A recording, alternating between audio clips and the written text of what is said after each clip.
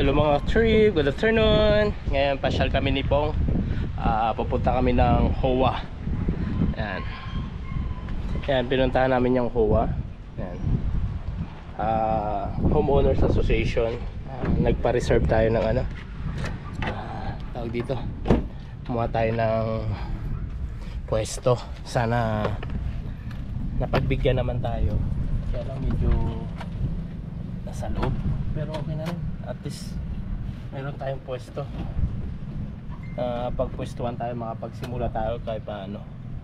Sana maging okay yung paninda natin mga katrip. Sana maging successful po. Samahan nyo po ako mag-tray na mag-successful po yung paninda po namin. At makapag-stay na po tayo sa family natin. Yan po dito. Ganda po dito. Yan. Maluwang po dito sa subdivision na to. Ito po yung pinaka clubhouse. Yan, may mga playground. Saan sa likod pa yata. Hindi ko pa kabisado. Hindi ko pa masyado naikot to. Tara, samahan nyo ako mga katrip. Sana natin muna yung AC natin.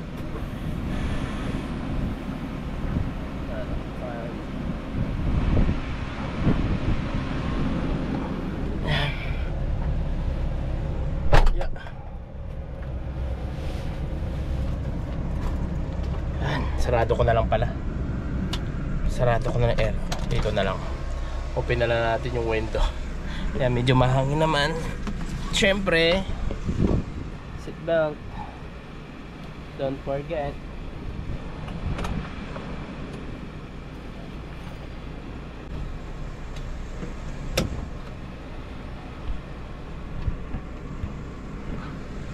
Let's go to go na tayo.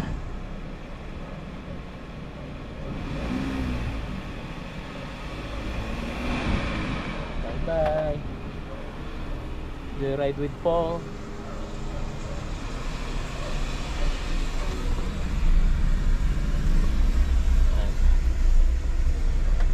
Ako rin nagbibideo.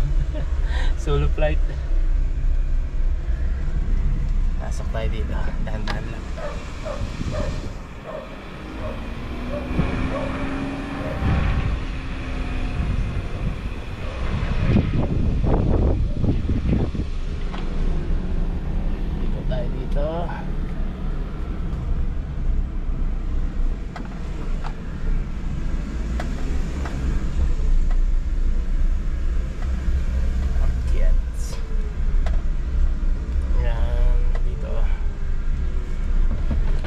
Mamaya ulit mga katrip. Nandito na tayo sa security guard. Dahil hindi pa natin kabisado, iniwan ko yung ID ko dito. Kunin natin. Ayan na yung seaway kuya.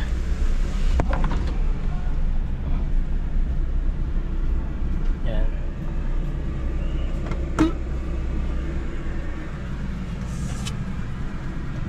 Hello sir, kunin ko lang po yung ID.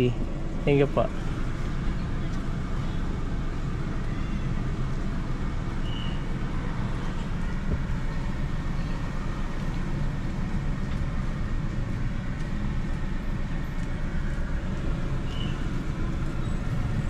Buti na pagbigyan naman ako. Binigyan ako ng slot dyan. Pero medyo loob konti, 46. Pero okay na. Tiyagan. Thank you po Salamat po.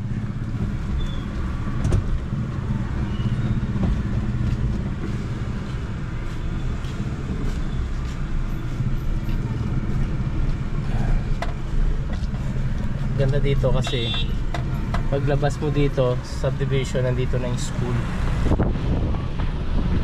na yan. Nakatrip, ulan-ulan na naman.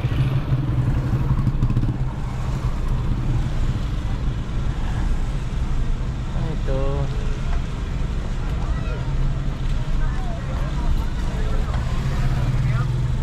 hello. Mga school, high school. Daming estudyante. Yan pala ka-trip, balik tayo ulit. Dito nakakuha pala ako. Buti binigyan ako ng slot. nakiusap ako dun sa homeowners na sana mabigyan ako. Mayroon kasi silang pinapaupahan yung parang plaza dito sa labas, malapit sa school kanina. Mura lang, napakamura lang ang bigay nila. Actually, magkano lang yung pwesto na binigay, basta mura lang. And okay na yun, pwede na yun sa pang araw-araw. Malay mo, gumanda yung benta, naging successful tayo dun sa benta natin. Sana magustuhan din ng mga estudyante. Tsaka syempre, ano lang paglabas mo kasi na vision, yun na yun. Kaya may mga tao pa rin na pwedeng bumili sa paninda natin. Thank you. Muna tayo. Kaya nasa Cavite tayo. Park na tayo. And then umuulan. Mamaya na tayo bumaba. At medyo malakas pa yung ulan. Yan, ulitin ko ang mga ka-trip. Yun. Nung kinuha ko yung yung pinagbigyan ako ng HOA, kinuha ko na kaagad kahit na hindi pa kami magpupwesto, ayusin pa namin yon. And then binigyan naman kami ng 3 days para maayos daw yung pwesto. Ikaw kasi mag-aayos ng pwesto na yun Pero siyempre pag hindi mo na ayos yun, nag-i-start na yung daily daily rent mo. Okay na rin kasi marami din ako mga kasabayan. Actually yung iba doon, kinuha lang nila pero hindi pa sila nakapwesto kasi hindi pa daw sila nakapag-decide kung ano ititinda nila. Ang ginawa nila, kinuha lang nila kasi mas mura yung rent. Kasi in the future magagamit nila. Kasi nga, pag hindi mo na nakuha, wala nang slot, wala ka nang pagtitindahan. And then sayang din naman. Kaya kinuha ko na yung opportunity na yon. Kahit na medyo likod kami ng konti. Kasi yung sa kalsada, meron na. And then sunod kami sa likod.